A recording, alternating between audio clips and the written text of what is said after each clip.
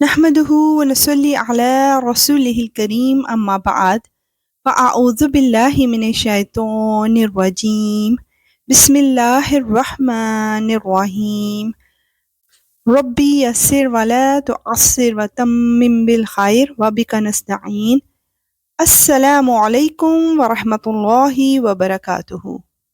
تو آئیے اللہ سبحانہ و تعالیٰ سے بات چیت کا سلسلہ سٹارٹ کرتے ہیں۔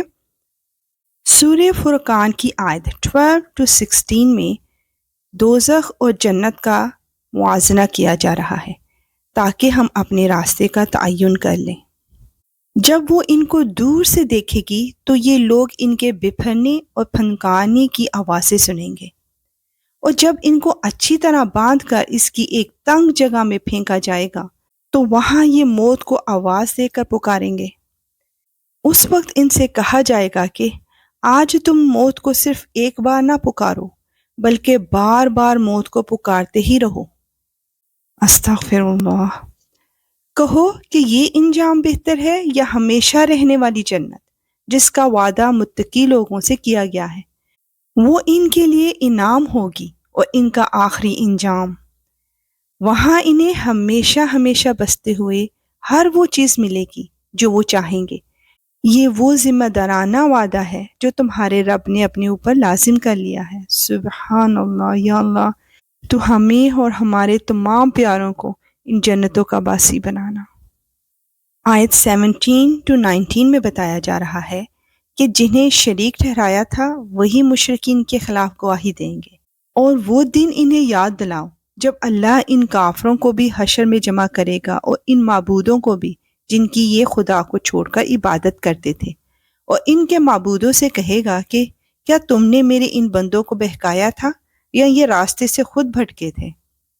وہ کہیں گے کہ آپ کی ذات ہر عیب سے پاک ہے، ہماری مجال نہیں تھی کہ ہم آپ کو چھوڑ کر دوسرے رکھوالوں کے قائل ہوں، لیکن ہوا یہ کہ آپ نے ان کو اور ان کے باپ دادوں کو دنیا کا ساز و سامان دیا، یہاں تک کہ جو بات یاد رکھنی تھی یہ اسے بھلا بیٹھے، اور اس طرح یہ خود برباد ہو کر رہے۔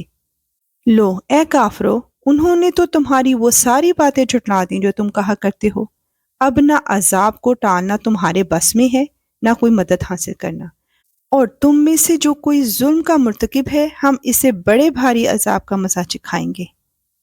یا اللہ تو ہمیں ہر شرک سے محفوظ فرما۔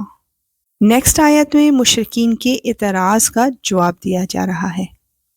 اور اے پیغمبر، ہم نے تم سے پہلے جتنے پیغمبر بھیجے وہ سب ایسے تھے کہ کھانا بھی کھاتے تھے اور بازاروں میں چلتے پھرتے تھے، اور ہم نے تم لوگوں کو ایک دوسرے کی آزمائش کا ذریعہ بنایا ہے۔ بتاؤ کیا صبر کرو گے؟ اور تمہارا پروردگار ہر بات دیکھ رہا ہے۔ یا رب العالمین تو ہمیں اپنے صابرین اور شکر گزار بندوں میں شامل فرما۔ آیت 21-22 میں مشرکین مکہ کے دو اعتراضات بیان کیے جا رہے ہیں۔ جن لوگوں کو یہ توقع ہی نہیں ہے کہ وہ کسی وقت ہم سے آ ملیں گے، وہ یوں کہتے ہیں کہ ہم پر فرشتے کیوں نہیں اتارے جاتے، یا پھر ایسا کیوں نہیں ہوتا کہ ہم خود اپنے پروردگار کو دیکھ لیں۔ حقیقت یہ ہے کہ یہ اپنے دلوں میں اپنے آپ کو بہت بڑا سمجھے ہوئے ہیں، اور انہوں نے بڑی سرکشی اختیار کی ہوئی ہے۔ جس دن ان کو فرشتے نظر آ گئے اس دن ان مجرموں کے لیے کوئی خوشی کا موقع نہیں ہوگا، بلکہ یہ کہتے پھریں گے کہ خدایا ہمیں ایسی پناہ دے کہ یہ ہم سے دور ہو جائیں۔ اللہ اکبر۔ نیکسٹ 2 آیات میں کافروں کی نیکیوں کا انجام بتایا جا رہا ہے۔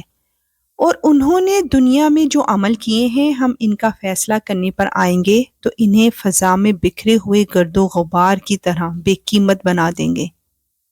اس دن جنتی لوگ ہوں گے جن کا مستقر بھی بہترین ہوگا اور آرام گاہ بھی خوب ہوگی۔ سبحان اللہ۔ یا رب العالمین تو ہمیں دوزخ اور قبر کے عذاب سے محفوظ فرما، اور اپنی رحمت اور فضل کے ساتھ جنت عدن عطا فرما۔ آمین یا رب العالمین۔ انشاءاللہ ملیں گے نیکسٹ آیات کے ساتھ۔ اب اجازت، وآخر دعوانا ان الحمد للہ رب العالمین۔ سبحانک اللہم وبحمدک، اشہد ان لا الہ الا انت، استغفرک واتوب الیک۔ السلام علیکم ورحمۃ اللہ وبرکاتہ۔